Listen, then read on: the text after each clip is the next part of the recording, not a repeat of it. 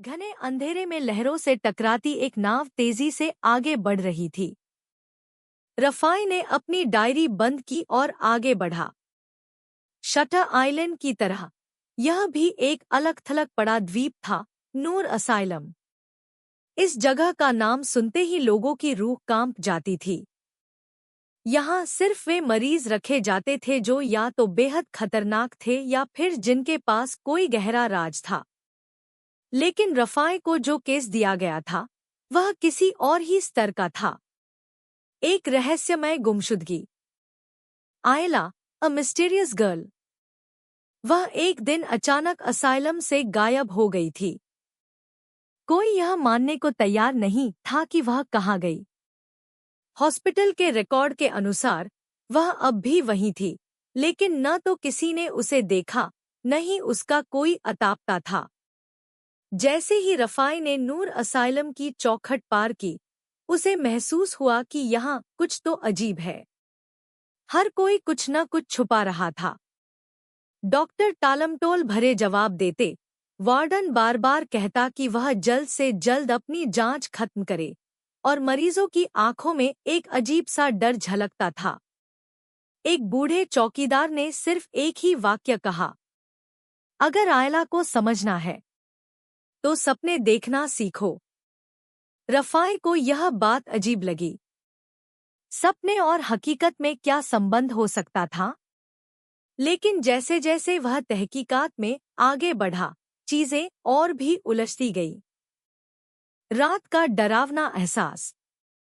रफाई ने रात नूर असाइलम के अंदर गुजारी।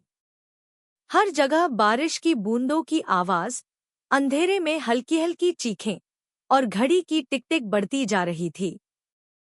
फिर अचानक दरवाजा खुद ब खुद खुल गया। अंदर उसे एक पुरानी डायरी मिली।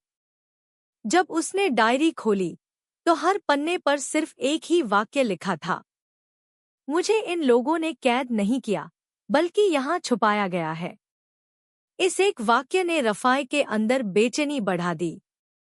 क्या आयला को किसी ने यहाँ छुपाया था? और अगर ऐसा था तो क्यों? सच या भ्रम?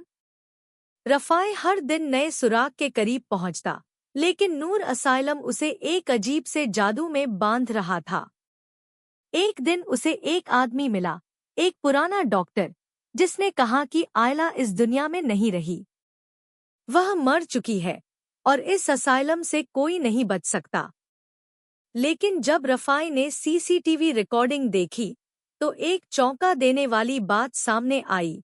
आयला कुछ ही दिन पहले तक जिंदा थी, और सबसे अजीब बात यह थी कि रफाई खुद भी रोज कैमरे में अपनी जगह बदलता दिख रहा था।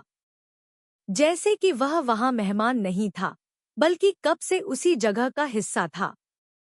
असली राज क्या था? रफाई जितना गहराई में गया, उतना ही उसे समझ आया कि नूर असाइलम सिर्फ एक पागलखाना नहीं था।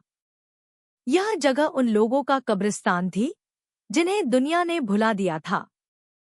यहाँ लोग मरते नहीं, यहाँ लोग बस खो जाते हैं। रफाई को समझ नहीं आ रहा था कि वह खुद असली था या बस इस जगह की एक छाया। उसके दिमाग में शक घर कर चुका था। क्या वह खुद भी एक मरीज था? आखिरी रात रफाई को असाइलम के नीचे एक गुप्त तहखाना मिला। अंदर आयला की तस्वीरें थी, उसके पुराने कपड़े और एक पुराना शीशा। जैसे ही उसने शीशे में देखा, उसे अपनी खुद की परछाई दिखी, लेकिन चेहरा उसका नहीं था।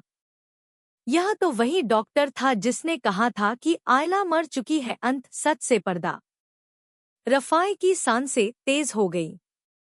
उसने शीशे को तोड़ दिया और उसके पीछे एक दरवाजा मिला।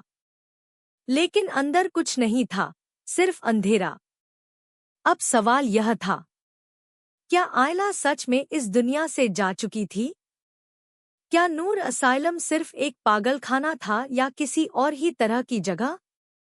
और सबसे बड़, घने अंधेरे में लहरों से टकराती एक नाव तेजी से आगे बढ़ रही थी।